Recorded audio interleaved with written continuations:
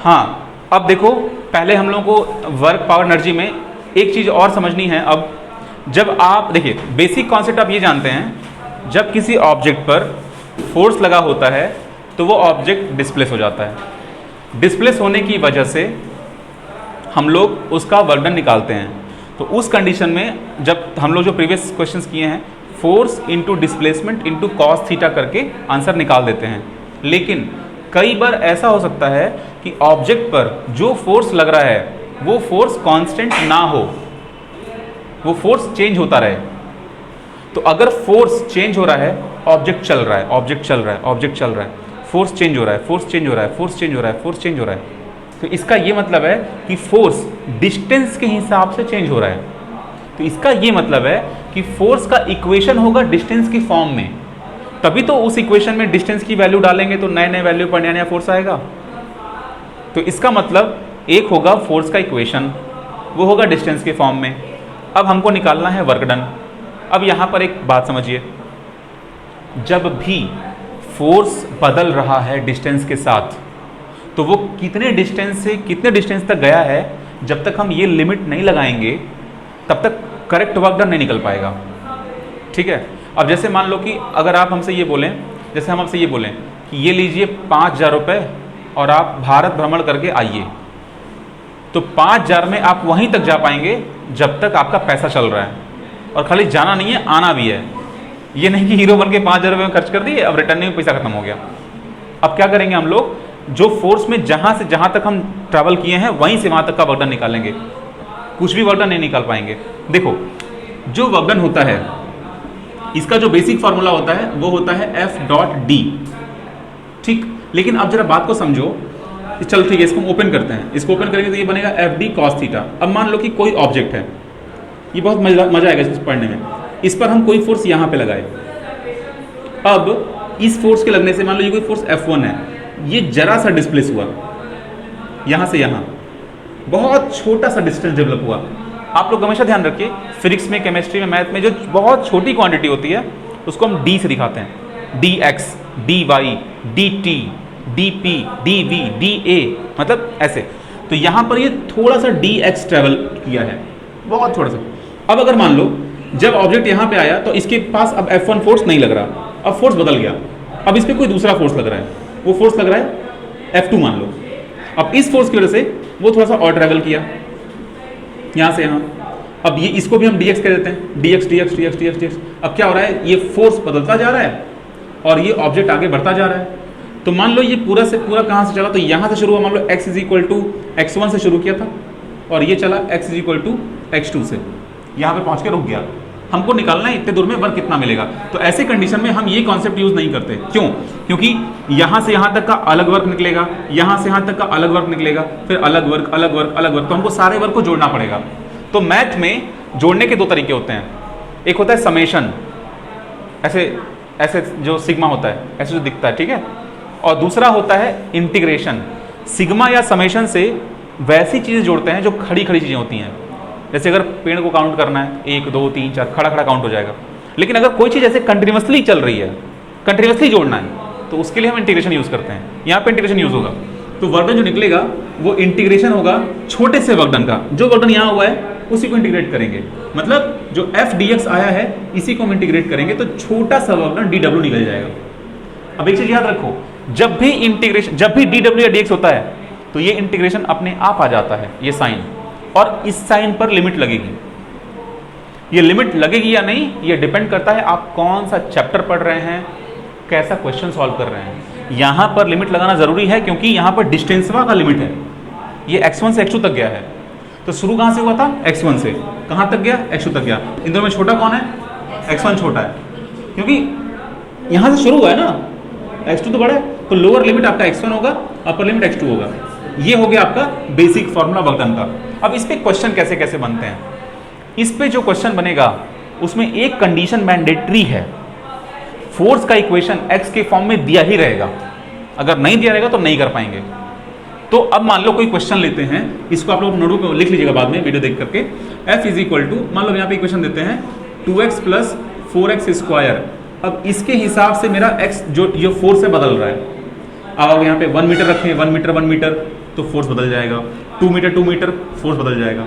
अब इसके हिसाब से हम x is equal to 3 metre से x is equal to 5 metre तक चल रहे हैं और हमको इतने दूर में कितना वर्क हुआ है वो निकालना है।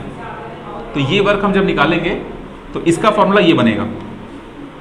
अब ये आपका फॉर्मूला है, इसको यूज करने के जब तरीके पे आएंगे आप, तो आप इसको इंटीग्रेट कर देंगे, कैपिटल W लिख देंगे और यहां पर आप f का ये पूरा इक्वेशन डाल देंगे, मतलब 2x प्लस 4x स्क्वायर, ये फोर्स लिख दिए और यहाँ पे जो dx है इसको यहाँ पे dx लिख देंगे, लिमिट को 3 से 5 लगा देंगे क्योंकि 3 से 5 गए हुए हैं। अब यहाँ पर ये क्वेश्चन फिजिक्स का नहीं रहा, अब ये बन गया मैथ का क्वेश्चन। मैथ में एक टॉपिक होता है, वो होता है इंटीग्रेशन। बेटा इंटीग्रेशन के लिए हमारे पास कुछ रूल्स होते हैं। अब ये डिपेंड करेगा कि यहाँ पे किस तरह का फंक्शन यूज हुआ है, लॉग, अलजेब्रा, साइन। इसीलिए जो बच्चे बायो लेके पढ़ते हैं जिनका मैथ नहीं होता, उनको कई जगहों पे दिक्कत आती है कुछ फंक्शंस को इंटीग्रेट करने में। तो यहाँ पर उनको अलग से इंटीग्रेशन क्लासरूम में पढ़ाना चाहिए। तो यहाँ पर इंटीग्रेशन समझ लो, अगर x के पावर n का इंटीग्रेशन करना है dx के साथ, तो ये पावर 1 से बढ़ जाता है और जो नया पावर बनता है उससे डिवाइड हो जाता है, ये आपका आंसर हो जाता है। एग्जाम्पल, अगर आपको x पावर 5 का इंटीग्रेशन करना है तो x पावर 6/6 हो जाएगा। अब मान लीजिए अगर आपको सिर्फ x का इंटीग्रेशन करना है तो यहाँ पावर 1 है तो x² 2 हो जाएगा। अगर मान लीजिए आपको किसी कांस्टेंट का इंटीग्रेशन करना है, जैसे मान लीजिए कहीं 5 लिखा हुआ है, इसका इंटीग्रेशन करना है तो इसका हो जाएगा x अपने आप यहाँ पे अपीयर हो जाएगा, 5x हो जाएगा। ठीक है, इस तरीके से अगर आप देखें, अगर हम यहाँ पे चलो मान लो इसको हम इसमें +3 भी लिख देते हैं, +3 भी लिख देते हैं तो इसमें सारी चीज़ें दिख जाएंगी। अब इंटीग्रेट करते हैं, यहाँ पे क्या इंटीग्रेशन आएगा 2x² 2। ठीक, यहाँ पे क्या इंटीग्रेशन आएगा 4x³ 3। यहाँ पे क्या इंटीग्रेशन आएगा 3x। बेटा आपको समझ में आया? ये लास्ट टर्म समझ में आया 3x कैसे आया? क्योंकि कांस्टेंट के साथ x अपने आप अपीयर हो जाता है। अगर मान लो 5 लिखा हुआ है, इसको इंटीग्रेट करना है तो जिसके लिए आप इंटीग्रेट कर रहे हैं dx, तो x आ जाएगा आंसर में 5x, इसका आंसर जाएगा 5x। अगर dt लिखा होता तो इसका आंसर 5t आता। ठीक है, ये हो गया। अब हमको यहाँ पे लगाना लिमिट 0 से 5। अब देखो इस स्टेप में देखो अपीयरेंस का अंतर है। ये स्टेप कैसे दिख रहा है, ये स्टेप कैसे दिख रहा है, ये आंसर लिखे हुए हैं, यहाँ पे लिमिट लगा हुआ है 3 to 5। हमेशा ध्यान रखो, छोटा नीचे लिखा होता है, बड़ा ऊपर लिखा होता है, लोअर लिमिट अपर लिमिट बोलते हैं। अब इंटीग्रेट करो, मतलब इंटीग्रेशन हो चुका है, लिमिट पुट करो। लिमिट कैसे पुट करोगे, पहले 5 पुट करो, हर जगह 5 पुट कर दो। तो एक ब्रैकेट बनाओ, उस ब्रैकेट में हर जगह यहाँ 5 पुट करो, ये आंसर निकलेगा। ठीक, फिर ब्रैकेट बंद कर दो, फिर माइनस लगाओ, उसके बाद नया ब्रैकेट शुरू करो, हर जगह पे 3 पुट करो क्योंकि लोअर लिमिट 3 है, यहाँ पे, तो वो पूरा आंसर निकालो। इसको सॉल्व करो, फाइनल आंसर आ जाएगा। ठीक है, ये तरीका होता है। तो अब इस तरीके को जो क्वेश्चन दिया गया था वो सॉल्व हो जाएगा इस तरीके से। ठीक, तो चलो अब हम ये वाला क्वेश्चन एक्सप्लेन करते हैं। इस क्वेश्चन में आपसे ये पूछा गया है कि अगर किसी ऑब्जेक्ट को हम लोग हॉरिजेंटल से फेंकते हैं तो वो एक सर्कल बनाता है, तो कितना मिनिमम स्पीड होना चाहिए कि वो सर्कल बनाए। पहले इसको फिजिकली फील करेंगे, उसके बाद मैथ देखेंगे इसका। इमेजिन करो कि कोई पेंडुलम है और वो पेंडुलम ऐसे यहाँ पे टंगा हुआ है, ये पेंडुलम टंगा हुआ है। अब इमेजिन करो बेटा, इसको यहाँ पे थ्रो करते हैं तो किसी न किसी स्पीड से थ्रो करना होगा। तो देखो कई टीचर्स जब पढ़ाते हैं तो इसको u मान लेते हैं, u स्पीड। ठीक है, लेकिन जो बुक आप फॉलो कर रहे हैं ना उसमें इसको v0 मान के सॉल्व किया हुआ है।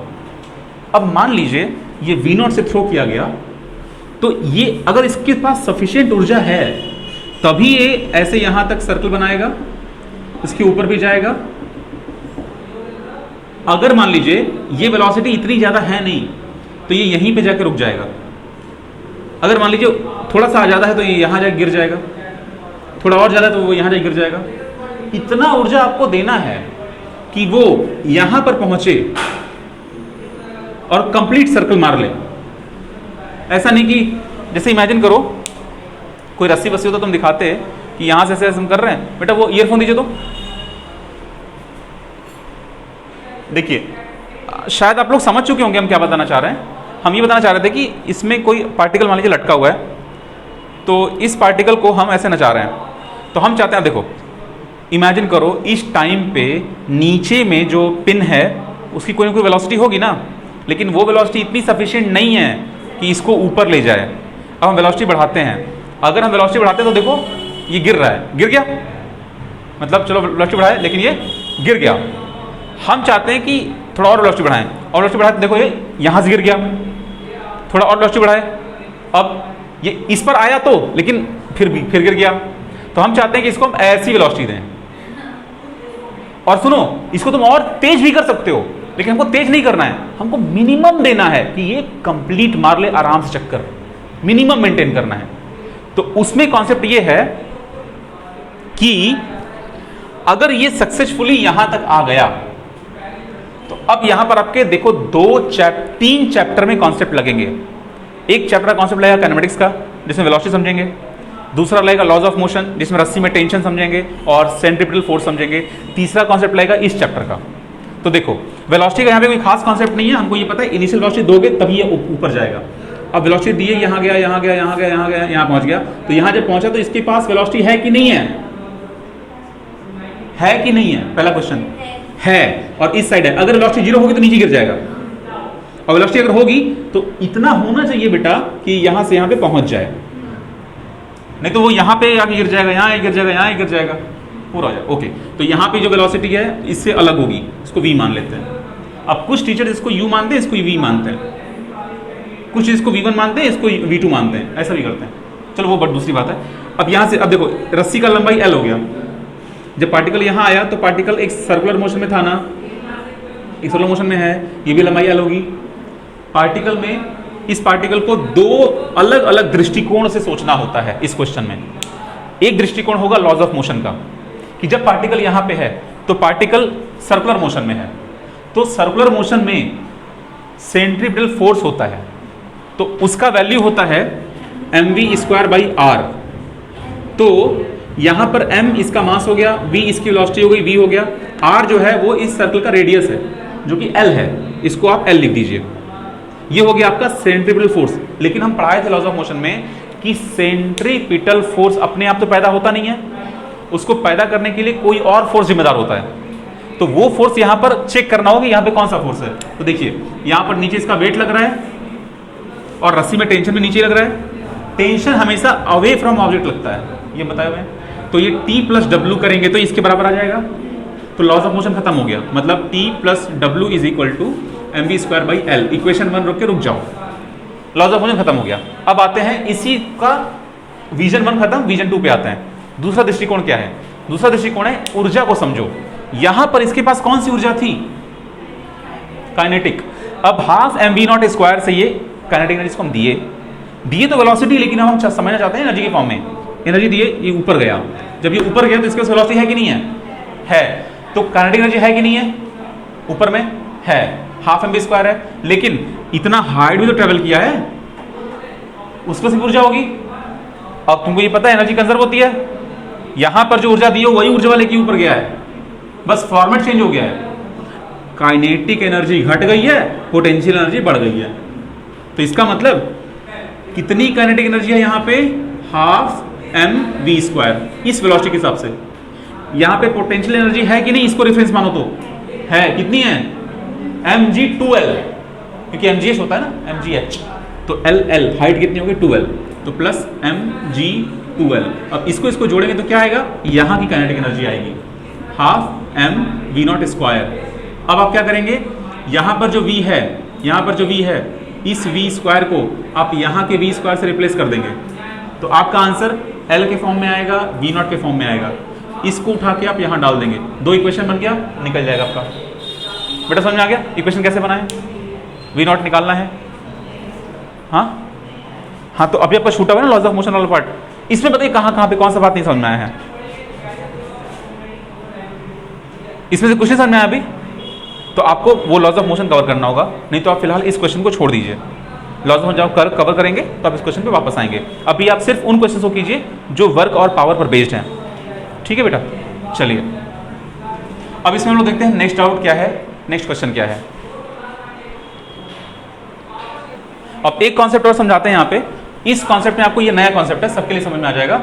इस कॉन्सेप्ट में देखो ये करना होता है कि अगर मान लीजिए आपके पास कोई सिलेंडर है, इस सिलेंडर में कुछ पानी भरा हुआ है, तो इसका मास कैसे निकालेंगे आप?